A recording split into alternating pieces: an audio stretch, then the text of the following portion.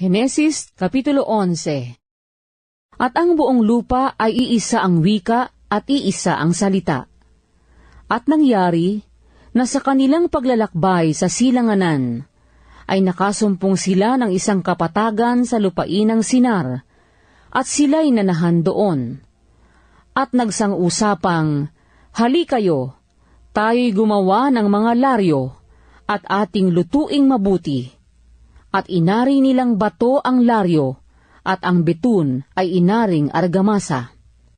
At nagsipagsabi, "Hali kayo, magtayo tayo ng isang bayan natin at ng isang muog, na ang taluktok niyaon ay aabot hanggang sa langit. At magtaglay tayo ng isang ngalan, baka tayo'y mangalat sa ibabaw ng buong lupa." At bumaba ang Panginoon upang tingnan ang bayan at ang muog, na itinayo ng mga anak ng mga tao. At sinabi ng Panginoon, "Narito, sila'y iisang bayan, at silang lahat ay may isang wika.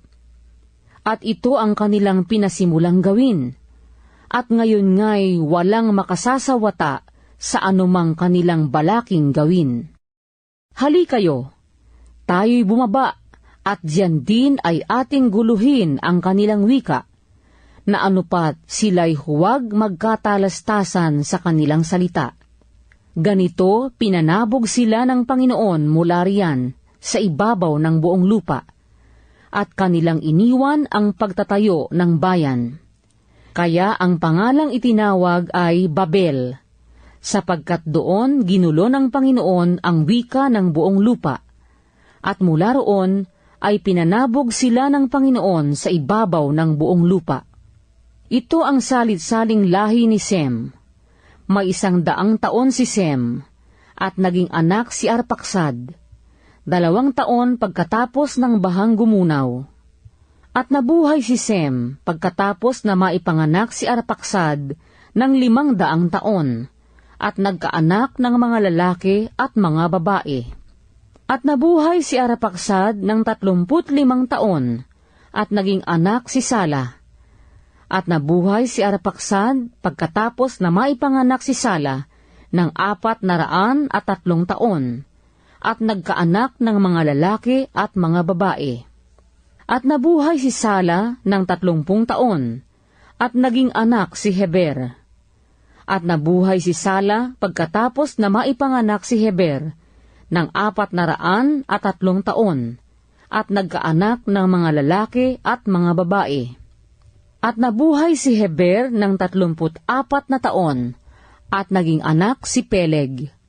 At nabuhay si Heber pagkatapos na maipanganak si Peleg ng 430 taon, at nagkaanak ng mga lalaki at mga babae. At nabuhay si Peleg ng 30 taon, at naging anak si Reu. At nabuhay si Peleg pagkatapos na maipanganak si Reu ng 200 na taon, at nagkaanak ng mga lalaki at mga babae. At nabuhay si Reu ng 32 taon, at naging anak si Serug. At nabuhay si Reu pagkatapos na maipanganak si Serug ng 207 taon, at nagkaanak ng mga lalaki at mga babae. At nabuhay si Serug ng 30 taon, at naging anak si Nakor. At nabuhay si Serug pagkatapos maipanganak si Nakor ng 200 taon, at nagkaanak ng mga lalaki at mga babae. At nabuhay si Nakor ng 29 na taon, at naging anak si Tare. At nabuhay si Nakor pagkatapos na maipanganak si Tare ng 119 na taon, at nagkaanak ng mga lalaki at mga babae. At nabuhay si Tare ng 70 taon, at naging anak si Abram, si Nakor at si Haran. Ito nga ang mga lahi ni Tare. Naging anak ni Tare si Abram, si Nakor at si Haran, at naging anak ni Haran si Lot. At namatay si Haran bago namatay ang kanyang amang si Tare, sa lupaing kanyang tinubuan, sa Ur ng mga Kaldeo. At nagsipag-asawa si Abram at si Nakor, Ang pangalan ng asawa ni Abram ay Sarai, at ang pangalan ng asawa ni Nacor ay Milka, anak ni Haran, ama ni Milka at ama ni Iska.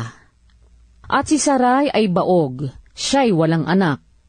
At ipinagsama ni Tare si Abram na kanyang anak, at si Lot na anak ni Haran, na anak ng kanyang anak, at si Sarai na kanyang manugang, asawa ni Abram na kanyang anak, at sama-samang nagsiali sa Ur ng mga Kaldeo upang magsipasok sa lupain ng Kanaan, at nagsidating sila sa Haran, at nagsitahan doon.